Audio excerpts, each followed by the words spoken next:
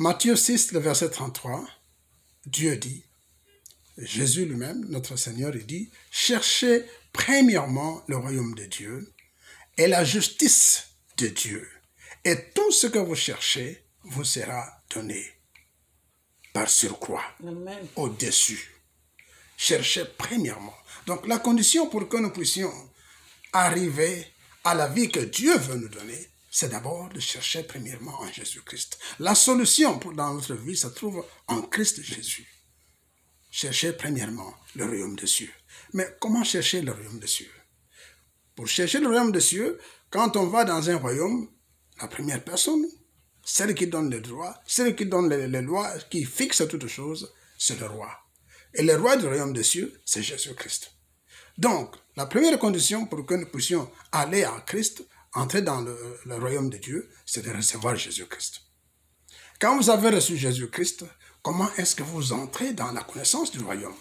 Quand vous avez reçu Jésus-Christ, c'est la prière. Il faut beaucoup prier. Prier, et ce n'est pas une prière d'un instant. La Bible dit prier sans cesse. Ça veut dire quoi? Ça veut dire que nous devons chercher à vivre en communion avec Dieu. Par la prière, nous entrons dans une communion réelle avec Christ.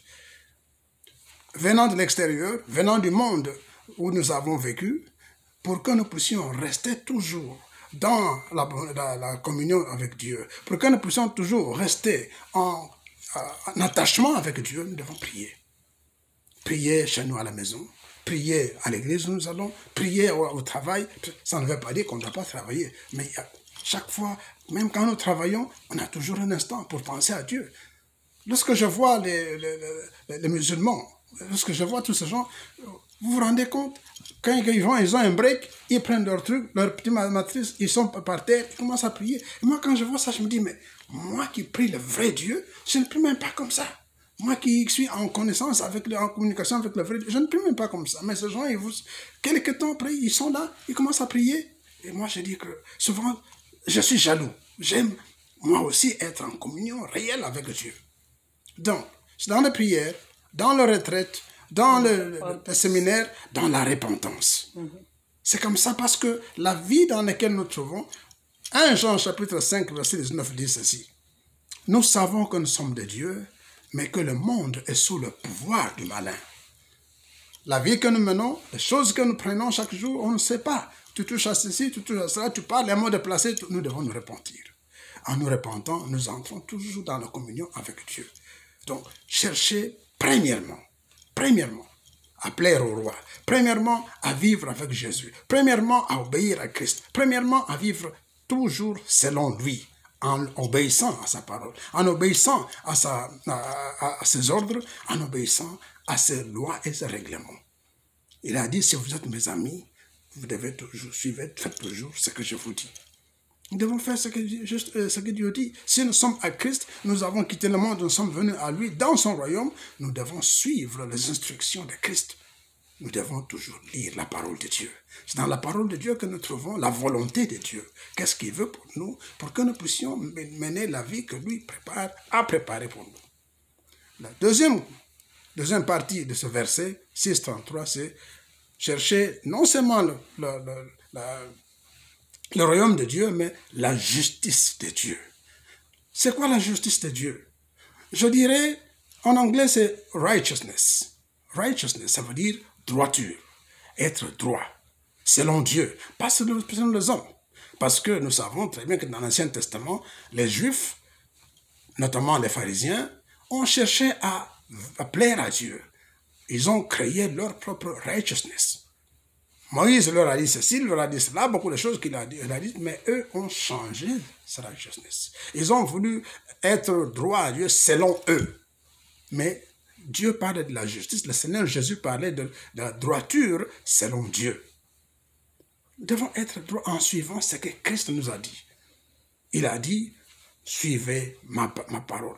Que ma parole, quand nous allons aussi dans Josué, le chapitre 1, verset 8, il dit que cette parole de la loi ne s'éloigne pas de votre bouche.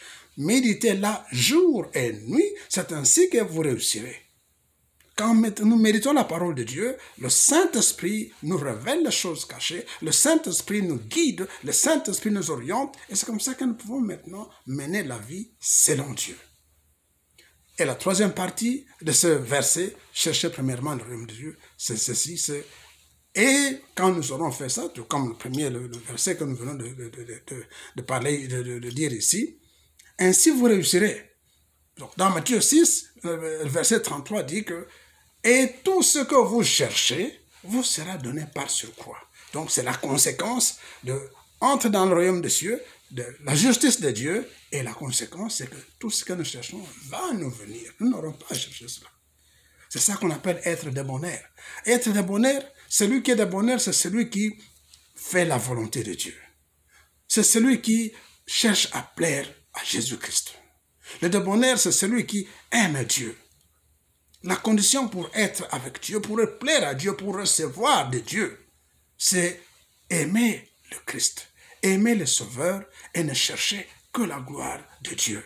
Ne chercher que la gloire de Jésus-Christ. Que toutes nos actions, tout ce que nous faisons doit arriver à ce que nous puissions plaire à Christ. Et quand nous plaisons à lui, quand nous sommes brisés, c'est en ce moment-là que Dieu envoie ses bénédictions sur nous. Parce que nous devons changer. Si nous vivons comme dans le temps, si nous vivons comme dans le monde, en ce moment-là, tout ce que nous allons voir de lui, nous allons encore le balancer à l'autre, à l'ennemi. Nous avons ici quelqu'un, dans la parole de Dieu, nous avons une personne qui a cherché le royaume de Dieu. Une personne, un débonnaire. Et le débonnaire dont nous allons parler dans la parole de Dieu, c'est dans Genèse, le chapitre 24. Nous allons lire à partir du Genèse 24, nous allons lire à partir du verset 13.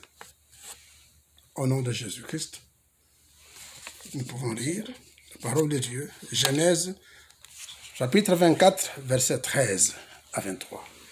C'est en fait l'histoire d'Abraham. Abraham qui, ayant eu, selon Dieu, selon la parole de Dieu, ayant eu, selon la promesse de Dieu, ayant eu son fils Isaac, va chercher une femme pour son fils. Son fils ayant atteint l'âge de 30 ans, Abraham dit, il faut que mon fils puisse avoir une femme. Et comment il va le faire? Il dit, je ne veux pas que mon fils puisse avoir une femme de parmi les Cananéennes. Il faut que cette femme vienne de là d'où je suis venu moi-même. Il va envoyer son serviteur dans le pays d'où il est venu et il lui dit, donnant des instructions claires. Tu ne vas pas prendre n'importe qui. Il faut que tu prennes une femme. Mais lui ne connaissait pas la famille. Il ne connaissait pas les gens. On lui a seulement parlé d'un endroit. Il est parti là-bas. Quand il arrive, alors il ne sait pas par où commencer. Et là, il va faire une prière. C'est ça le verset 13. Genèse 24, verset 13. Nous allons lire au nom de Jésus-Christ. 24, Genèse 24, verset 13. Nous avons toujours des problèmes. Il y a des jeunes filles qui veulent avoir des maris. Des jeunes garçons qui veulent avoir des femmes. Beaucoup de gens crient au blocage. Beaucoup de gens crient au problème. Moi, je ne sais pas comment faire ceci. Moi, je ne sais pas comment faire. Mais Dieu veut une chose, que nous puissions revenir à lui. Pour tout problème, nous devons revenir. Nous devons rentrer à Jésus-Christ. Dans les cas présents, le problème qui était là-bas, c'était pour Isaac d'avoir une femme. Voici, je me suis. Il faut prendre toute la... Verset 24.